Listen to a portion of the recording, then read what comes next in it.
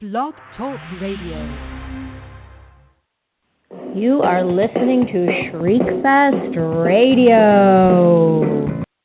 Good evening and welcome to Shriekfest Radio. This is Denise Gossett, the festival founder and director, and your hostess for the evening. Shriekfest is a horror, thriller, sci-fi, fantasy film festival, screenplay competition. We have a music video category.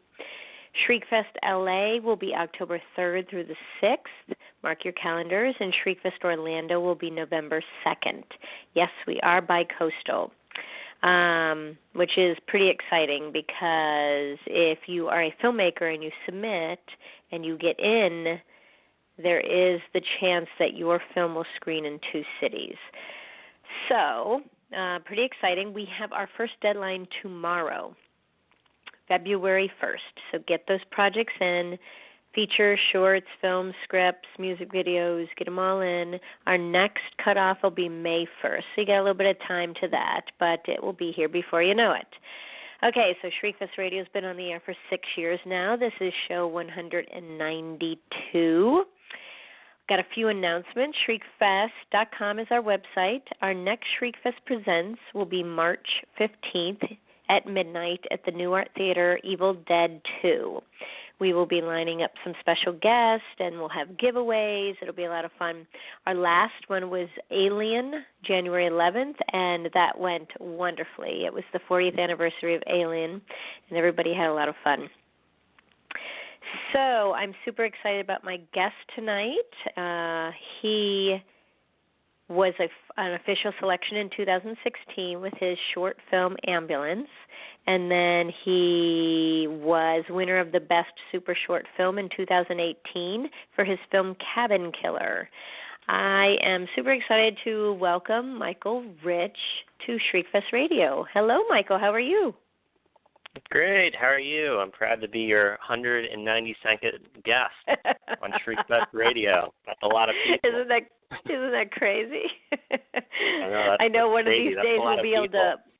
Yeah. Well, we'll be able to go back to when you're famous and everything, and go, hey, this is Michael's one of his first interviews, and it'll be fun. Oh, yeah, I'm always excited to look at the filmmakers that have come through Shriekfest. I'll go back through the Shriekfest Awards archive and see, oh, hey, that guy's making a Hollywood movie, this guy's making a Hollywood movie, so hopefully one day I'll be part of that. Oh, you will. You definitely will, Michael. Oh, my gosh. Okay, well, I'm a fan, and so I can predict these things. You are going places. I want to chat about Cabin Killer because, obviously, it won last year. How did you come up with the idea? Where did this come from? It's so fun. Yeah, so basically I had made Ambulance in film school. I had made this other movie that was a drama. And while I'm still proud of those movies, they're very kind of heavy and they're straightforward. They're very kind of serious. And so once I got out of school, I wanted to make a short film, and I thought I need to make something fun. I had this professor in film school who, when I made Ambulance, he said, why are you making this? He taught a screenwriting class, and he said, all these scripts that you've written over the years in my class have all been funny and fun, and you're making this movie with guns and killing and violence, and it's all very straightforward. Why are you not making something fun? And so I thought I need to make a fun movie, so I just wrote something. I had my girlfriend for 6 or 7 years, Rachel, and by 6 or 7 years in, you start to have some arguments, and your friends start to see your arguments, and your friends are like, why are you guys arguing? That's so stupid to argue over. And I thought, well, that's kind of interesting, so let's make a movie. And Rachel actually produced the short, so we kind of had that authenticity to it.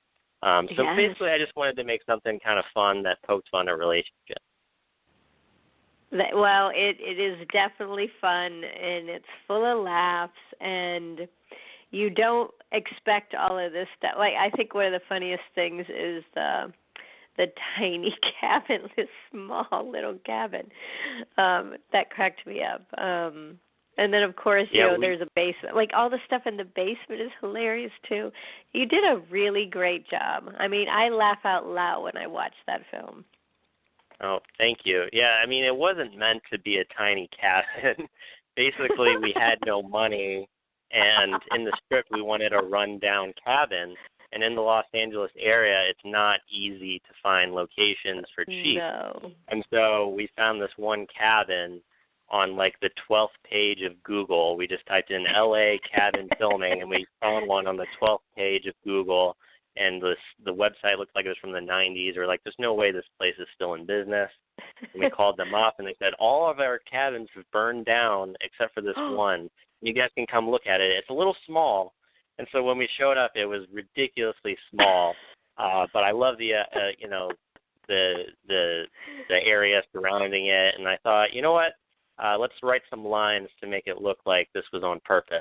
And so people like that, and not everybody knows that, it wasn't meant to be that. It was a cost-saving measure. Well, sometimes the coolest things happen when you don't think they're cool. I'm sure at the time you were like, this is ridiculous. We can't use this. But it plays perfectly into this guy who's trying to impress his girlfriend and just keeps failing. Yeah, definitely. Yeah, it definitely worked out. I hear that a lot. Some of the best things in filmmaking come out of budget constraints, and I definitely think this was one. And I like that you bring up the basement, because I'm like, there's no way a cabin this small would have a basement. But whatever. We're just, I thought that was a funny thing that some people would pick up on. It's like, that doesn't even make sense. Like, so. No, I know exactly. And when he goes down in the basement, I'm thinking, this is way too big for that tiny cabin. Yeah. But it's so perfect. Yeah, so the basement was filmed at a different location. Right. But, I thought it was funny, and it kind of added to the thing where it's like, that's kind of off. That doesn't make sense. So. Right. And your actors were great. How did you come about? Did you already know them, or did you hold castings? Yeah, so the lead actor, Chris, is someone who I've worked with a ton, and he's super awesome. He's been in basically all of my short films, and I told him, hey, moving forward, if you want to work with me moving forward, you can be in everything else if you want. Wow. So he'd never been in anything comedic, and so he was a little nervous about that, but I convinced him, and, I told him, hey, I think it'll be funny if you play it straight. And just kind of let the comedy come out of the situation. So I'd worked with Chris a lot, and then I've also worked with Jose, who played the cabin killer, a lot, and I keep giving him, some bad couple roles. In Ambulance, he's covered in blood on a gurney for 10 minutes, and in this one, he gets his face bashed in, and so, but he's super great, and he's another one who I said, moving forward, you can be in anything I make if you want to be part of it, and I want you to be a part of it. And the one person we cast was the actress, Gabby, and she came into the audition, and she played it completely different than everybody else. All these actresses came in, and they were kind of like, ew, rat, this is gross. And, she kind of came in, and she held her own. And she had like a bite to her and a little bit of a sarcastic sort of thing. And what I thought was funny is that she played it where she was more annoyed by the situation than she was afraid of it. Almost like, they've had so many arguments, and, yeah, this is a little over the top, but is it any more over the top than other situations we've been in? And so, I love actors and actresses that come in and change your expectations on what this character could be. And so she came in and she did something totally different, and I'd love to work with her again moving forward. That is awesome. So you're going to have all the same actors in every project, which, a lot of people do that. It works. You kind of get to know each other and riff off each other. And yeah, it's hard to find actors, at kind of the low budget level where actors that are so committed and want to stick with you. And all of my movies, the last two especially, have been outside in the cold, blood. We were able to buy a couple heaters, but 80 people are surrounding those heaters, so there's not a lot of room, and they keep coming back for more, and it's just amazing. So. any actor that, you know, is willing to stick by you and go through hell, you know, I'm willing to stick by them, and so I hope they don't get too big for me, honestly. So, but you know, I love all those guys. So. Well, they like what you're doing, and you must be a good director on set as well, and that's always important to actors. Yeah, I hope so. I hope, you know, I've heard that, you know, oh, Michael, you know, you can be a little demanding, so hopefully I'm not too bad. I don't think so if they keep working with me, but. Right, yeah. They wouldn't come back. Now, I'm sure with just the content of what this movie is about, did anything strange happen on set where you were like, oh, my gosh, what are we going to do about this? Or something fantastical happened that you're like, it couldn't have worked out any better? Oh, I mean, it's always problems. I think filmmaking is just solving problems. I mean, I can think of one. I mean, probably the biggest thing was on the last, you know, we shot this in 2.5 days, and the half day was going to film the basement scene and some inserts. But at the end of the second day of shooting, we got we were doing this head smash, and there's like a really quick shot at the end where you see this horribly mangled, bloody head getting smashed by a shovel. And we had a great makeup artist that built that head. And he spent days on it. He was sending me texts. He's like, oh, look, I got some fake teeth in there. So, like, the teeth will explode when, you know, it's, like, really gross stuff. And I was so excited, and it cost, like, a lot of money in comparison to the whole short. And we only had one take to get this, and we smashed it, and blood went all over the lens of the Alexa camera. And, you know, the Alexa camera is not cheap, and I hope, you know, whoever rented us this camera is not listening, and the statute of limitations is up, because, you know, we had, like, a really big freak-out moment there because we didn't know if they were going to charge us, but we got it out of that, and, you know, that kind of screwed up our day because, you know, we were hoping to get a couple more shots, but it worked out, so that's probably the craziest thing that we had to work around. I'm sure. You know, I have talked to people that work at rental houses and stuff, and they're really more lenient than you would think. You know, I know you were panicking, and if you had dropped it and broken it, that's one thing. But they kind of expect, you know, a little bit of roughage here and there.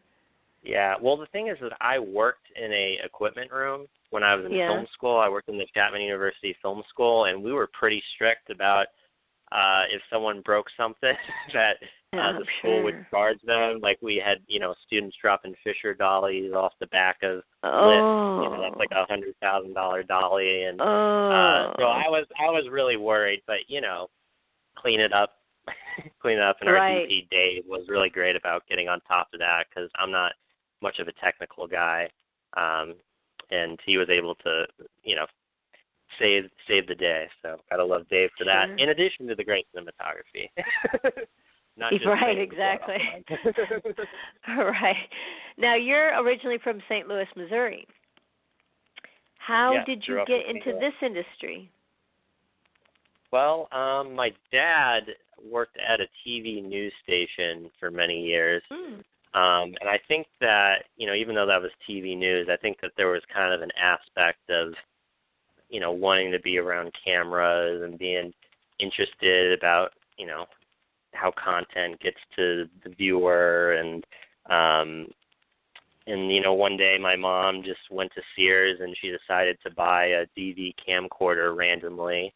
And it was, I think, you know, it was like some sort of divine intervention, because she never buys things randomly. For some reason, she just decided, oh, I'm just going to buy a camcorder, and she was going to film our, you know, me playing the violin poorly or something. And, you know, I said, hey, Mom, let me run around the backyard with this. We'll put my cousin in a mask, and my brother, you know, will play the other character, and they'll kill each other and all this stuff. And so I just kind of grew from there.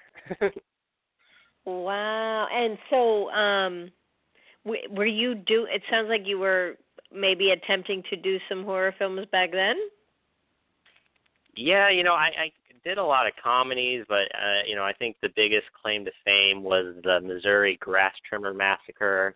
which was a short film that we made that was, quality, really bad, but we had a lot of fun making it. So I've always kind of been a horror fan. That's cool. Michael, do you still have that film? I do. I actually think that I've saved every movie I've ever made, and I have a big box of them, and they're on DVDs, and I should probably put them on a hard drive or something. But I had them all up on YouTube, but kind of I take them down. As I get better, it's like, oh, I don't want people to see that short film. I never made that. I only made this one, and then I'll get embarrassed by that one because I'll make a better one. I'm like, oh, I'm going to take that one down. But I do have a big archive of movies that no one will ever watch but me. You know what you have to do? Okay, so you have to take one of the first ones you made when you were younger, and you have to put some sort of snippet from it in one of your newer films. Just kind of like that's a good idea. An homage to your younger self, sort of thing. Yeah, have it playing on a TV in the background or something. Yes, yes. Yeah, I definitely should do that. You have to. It'll be great. And I would love to see one of those first films. Oh, I don't think you do. I think it'd be funny to see where you started and where you're at now. You know what? One thing I did notice, I'm going to get on your case a little bit here, Michael. Okay. I could not find you on IMDb. Why? I do have an IMDb, but there's 8 million Michael Riches. It's such a common name. I did notice that. I do have a page, but maybe it's not filled out as much as it could be. I should get on that. What's it? Is it under Michael Rich or what? What's it under? Yeah, I think it's like Michael Rich 9. Because there's so many Michael Riches. Yeah. Right. So hopefully one day I can be the best. Because I couldn't find Michael Rich. Cabin Killer. I was going to go in and give it 10 stars. Well, please do. Yeah, it should be up there. I don't know. I'm not that, famous, I guess. So probably, just keep scrolling down. Okay, I looked and looked and looked and looked. I was like, where the heck is he? Well, and plus, we always put the winners up on there. So do you remember seeing it say Shriekfest winner? Yeah. It does. It did connect. Okay, good, so. good. Okay, well, I will find you and I will give you those 10 stars because it deserves it. There. Why did it come up this time? It wasn't. You know what? I don't understand why it didn't come up earlier. Okay, there you go, my dear. You get 10 stars. Oh, thank you. You're welcome. Well, I see it says, it does say 2 wins. Okay, excellent. Got to make sure you're covered there. Yep. Okay, cool. So, what are you working on now? Anything? So I got a short film that I'm working on called The Man Who Returned. It's this old 1930s pulp story about a man who comes back from the grave. Ooh. And it kind of has like a bit of a twist ending, and so I won't spoil that, but it is kind of in the Shriekfest. Maybe we'll see it there. So might make that hopefully later this year. And then I'm working on a feature script that I'd like to make. Kind of about a realtor, a real estate agent that specializes in selling properties where murders and suicides and stuff have taken place. And so I'm working on that and hoping to maybe get funding in the next couple of years for that. So those are the 2 projects I'm currently working on. No, not next couple of years, like sooner than that. Put that out Hopefully there. the short sooner, but I don't know about the feature. It takes a lot to put that together, but we'll see. No, it doesn't. No, it doesn't. It doesn't take a lot. We're not putting that out there. We want things coming in soon. As a filmmaker, and you're making these short films, what made you want to do the festival circuit? I'm always curious to hear why people do festivals. Yeah, I mean, I'm not going to lie, it was kind of a tough decision on Cabin Killer, wanting to submit it to festivals. Why? Because Ambulance, which is my last short film, I submitted it to probably 20, 25 festivals, and I got into Shriekfest, and I got into this one called the St. Louis International Film Festival, which I was pretty excited about. But otherwise, it didn't do very well, and I just kind of got burned by it because I think some of these festivals aren't watching the movies, and I think you submit movies and they kind of go into some realm and they never get watched. And so it was kind of a difficult choice to think, maybe I should just put Cabin Killer on YouTube. Thing is that I thought, oh, well, Cabin Killer is more fun. I think that it would be a fun thing to watch in a festival program. Sure. And I do think that I think the best thing about festivals is seeing that audience reaction, because you can put a movie up on YouTube and get 100,000 views, but you don't get that in-person reaction. You don't see the audience jumping. You don't hear the audience laughing. And so I didn't want that experience with this. And that's why I don't submit to online festivals where they just kind of give you an award for paying. I want to go to Shriekfest, where Shriekfest is amazing in that the short film programs sell out or come close to selling out, and so I wanted that experience of seeing an audience react, and so that was probably the biggest thing. And then actually Cabin Killer did really well on the film festival circuit, I guess, and I didn't submit to that many because I was kind of burned on film festivals, but it actually got into quite a few, and I kind of wish I would have submitted it to more. So I guess, if you make a quality movie, the people will find it. So right. Movies you make, the more likely you are to get in. Right, exactly. And, because it is expensive to do all these festivals, and I wonder, I know it definitely helps some people, but I know that there are filmmakers that get into festivals, and in a way I don't think it helps them because they are not working it, not promoting well enough. Some don't even come watch their films, I hear. And what is the point of that? So you submit and then you don't even bother? Especially if you're local to the festival, why wouldn't you go and support your film? It blows my mind how there are people that can be creative and business, know how to work both, and then there's people that can only do creative and only do business. And you got to be able to do both. Yeah, well, I've kind of met a lot of filmmakers over the last couple of years at festivals and at networking events and whatnot, and I see a lot of people on Facebook, they'll post, hey, I got into 80 film festivals, and they'll have 80 laurels that, crowd their poster, and I think that's great that you got into all those film festivals, but they're not going to them. It's like, oh, we're playing in, Montana this week, and we're going to play in Rhode Island on Tuesday, and it's like, are you going to any of these?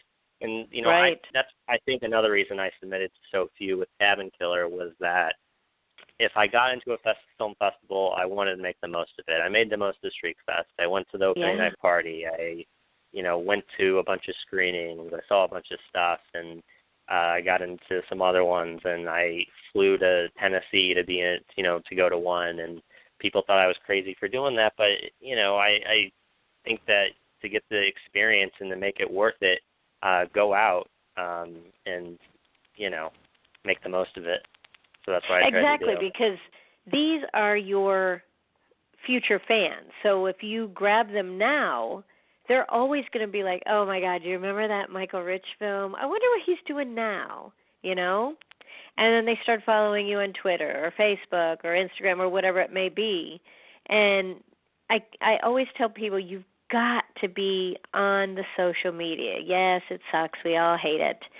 But you need to be building. So when you're ready to do this feature that you're writing, you go to investors and you go, well, let me tell you, I already have 20,000 fans that are, waiting for my next thing. And it makes a huge difference. Yeah. Well, I don't have 20,000. I think I might have a couple hundred. Well, not right now. But it's growing.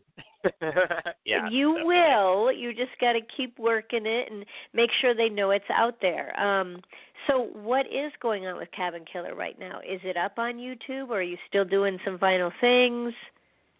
It is up on YouTube. I thought maybe it would take YouTube by storm. It's got past the 1,000 mark a couple days ago. So I'm keeping that up. But there are actually a couple film festivals that are coming up that allow you to have a movie online, and they'll still play it. So I'm going to be playing at one in North Carolina in a couple months.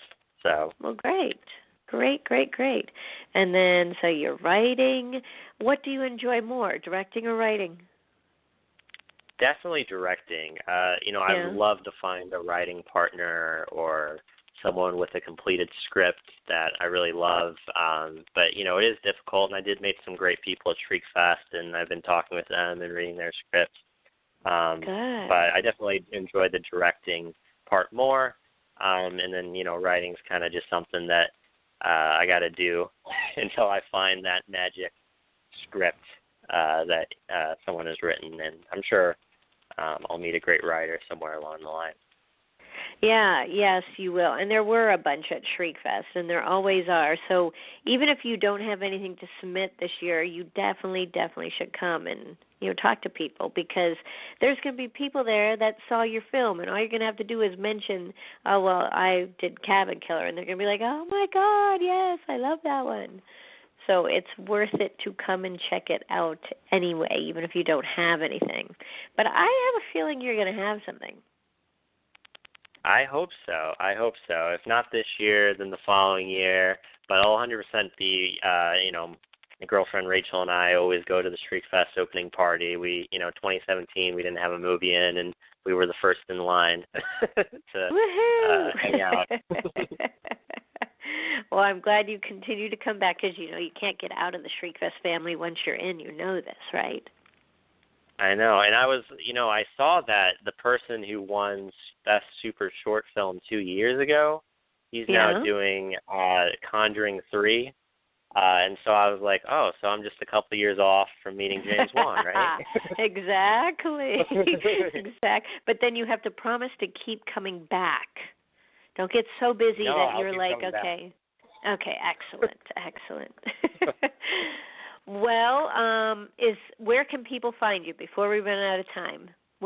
We know you're on Twitter. It's Mike Rich Films, right? Yeah, at Mike Rich Films. That's probably the best place. I'm also on Instagram at Mike Rich Films, and I love talking movies. So if you want to follow, let's talk. So. Excellent. And what is your YouTube channel so people can go watch Cabin Killer? Yeah, it's youtube.com/Michael Rich Films. So the other ones are Mike Rich Films. YouTube is Michael Rich Films. And you can also type in Cabin Killer. And apparently there's a music video called Cabin Killer. So scroll past that and go to the short film. Wonderful. Well, tell Rachel I said hi. And thank you for coming on the show. It's been great catching up with you and finding out a little bit more about you. Great. No, it was great talking with you, and keep up the great work with Shriekfest. It's totally awesome, and I will be back soon. Thank you. I look forward to it. All right, you have a good rest of your night, Michael. Thank you so much. Okay, great. Thank you. Have a great night. Thanks, Bye. you too. And that was excellent chatting with him. If you have not seen Cabin Killer, make sure you go track it down on YouTube. It is so fun. You will laugh out loud just like I did.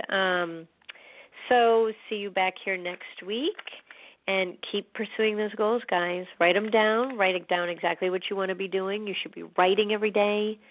If you want to make a film, just pull out a camera. I don't care what it is, even if it's your phone, and start playing around, getting some ideas for shots. Just always be doing something to pursue those goals. All right. Good night, everyone.